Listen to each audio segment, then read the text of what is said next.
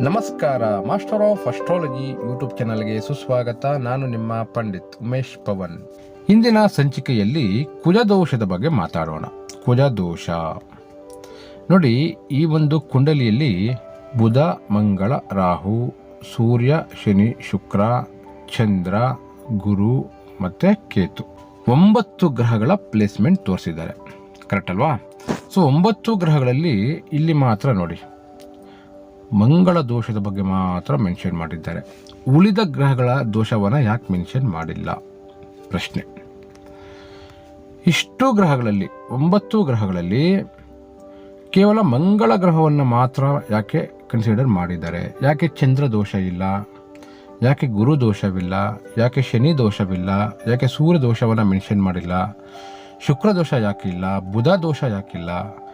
ರಾಹು ದೋಷ ಮತ್ತು ಕೇತು ದೋಷ ಯಾಕೆ ಮೆನ್ಷನ್ ಮಾಡಿಲ್ಲ? ನೋಡಿ, ಎಲ್ಲದಕ್ಕೂ ಇಲ್ಲಿ ಮಂಗಳ ದೋಷ ಇದು ಮಾತ್ರ ಮೆನ್ಷನ್ ಆಗಿದೆ. ಉಳಿದ ದೋಷಗಳನ್ನು ಮೆನ್ಷನ್ ಮಾಡಿಲ್ಲ. ಮಂಗಳ ದೋಷವನ್ನು ಜಾತಕದಲ್ಲಿ ನೋಡುವಂಥದ್ದು ಕರೆಕ್ಟಾ? First question. ಲಗ್ನದಿಂದ ಮಂಗಳ ದೋಷವನ್ನು ನೋಡ್ತಾರೆ. ಯಾವ ಥರ?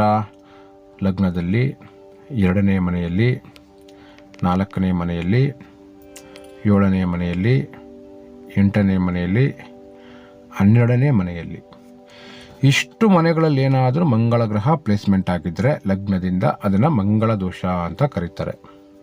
ಸೊ ಮಂಗಳ ಗ್ರಹಕ್ಕೆ ಮಾತ್ರನೇ ಈ ಒಂದು ದೋಷ ಅಪ್ಲಿಕೇಬಲ್ ಆಗುತ್ತಾ? ಯಾಕೆ ಬೇರೆ ಗ್ರಹಗಳಿಗೆ ಇದು ಅಪ್ಲಿಕೇಬಲ್ ಆಗಲ್ಲ? ಇದು ನನ್ನ ಪ್ರಶ್ನೆ. ಇನ್ನೊಂದು ವಿಚಾರ, ಜಾತಕದಲ್ಲಿ ಮಂಗಳ ದೋಷವನ್ನು ನೋಡೋದು ಕರೆಕ್ಟ್ ಮೆಥೇಡಾ? ಏನಕ್ಕೆ ಮಂಗಳ ದೋಷ ನೋಡಬೇಕು? ವಿವರಣೆ ನೋಡೋಣ.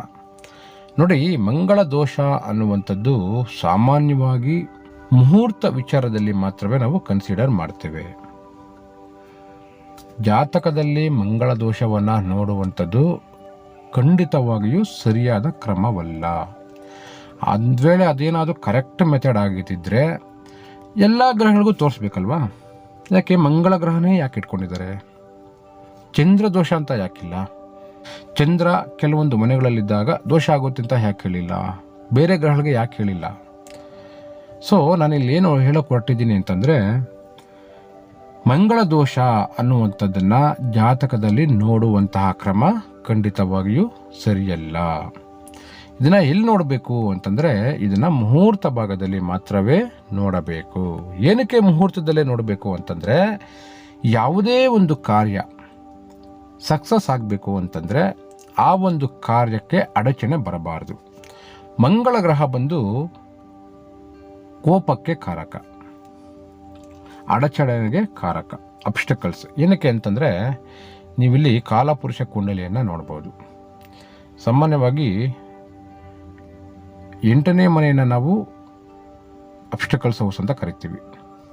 ಸೊ ಅದ್ರ ಪ್ರಕಾರ ಕಾಲಪುರುಷ ಕುಂಡಲಿಯಲ್ಲೂ ಸಹ ಮಂಗಳ ಗ್ರಹ 8ನೇ ಮನೆ ಕಾರಕತ್ವ ಬರುತ್ತೆ.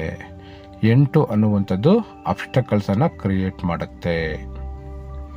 ಇದಕ್ಕಾಗಿಯೇ ನಾವು ಮಂಗಳ ಗ್ರಹ ಅಡಚಣೆಯನ್ನು ಉಂಟು ಮಾಡುವ ಸಾಧ್ಯತೆಯನ್ನು ಹೊಂದುವುದರಿಂದ ಲಗ್ನದಿಂದ ಕೆಲವು ಸ್ಥಾನಗಳು ಅಂತಂದರೆ 1ನೇ ಮನೆ, 2ನೇ ಮನೆ, 4ನೇ ಮನೆ, 7ನೇ ಮನೆ, 8ನೇ ಮನೆ, 12ನೇ ಮನೆ, ಈ ಸ್ಥಾನಗಳಲ್ಲಿ ಮಂಗಳ ಗ್ರಹ ಸ್ಥಿತನಾಗಿದ್ದರೆ ಆ ಒಂದು ಕಾರ್ಯ ಅಡಚಣೆಯಾಗುತ್ತದೆ ಅನ್ನೋ ಕಾರಣಕ್ಕೆ ಕುಜದೋಷ ಯಾವುದೇ ಒಂದು ಮುಹೂರ್ತದಲ್ಲಿ ಬರಬಾರ್ದು ಅಂತ ಹೇಳ್ತಾರೆ.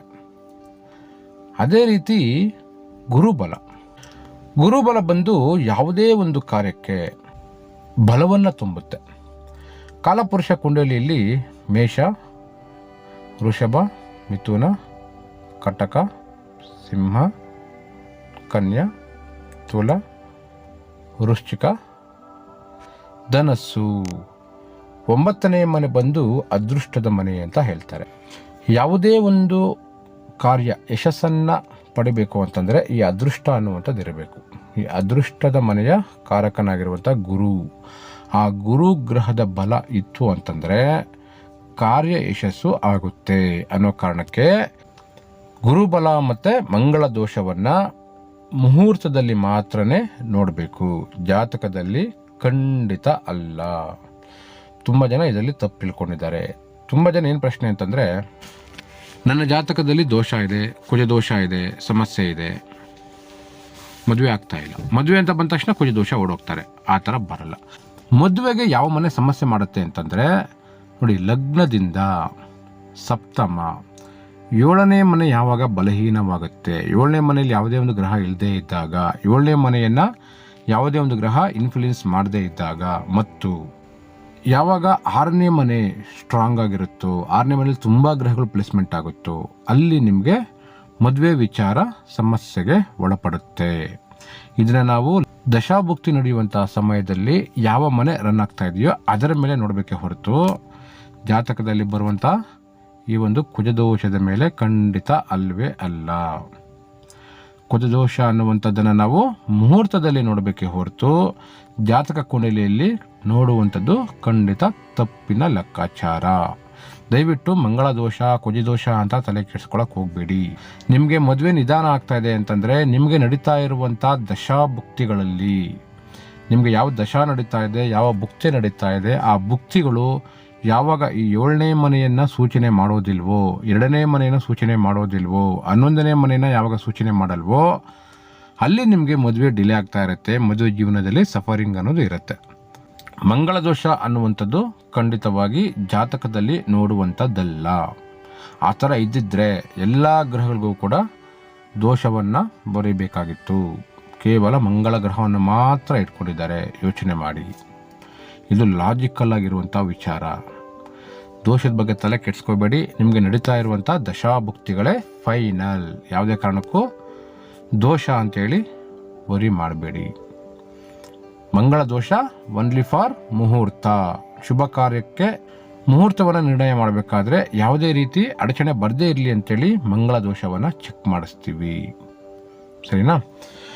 ಸೊ ಇಷ್ಟು ವಿಚಾರ. ಮುಂದಿನ ಸಂಚಿಕೆಯಲ್ಲಿ ಇನ್ನಷ್ಟು ವಿವರಗಳೊಂದಿಗೆ ಮತ್ತೆ ಸಿಗ್ತೇನೆ. ಎಲ್ಲರಿಗೂ ಒಳ್ಳೆಯದಾಗಲಿ. ನಮಸ್ಕಾರ.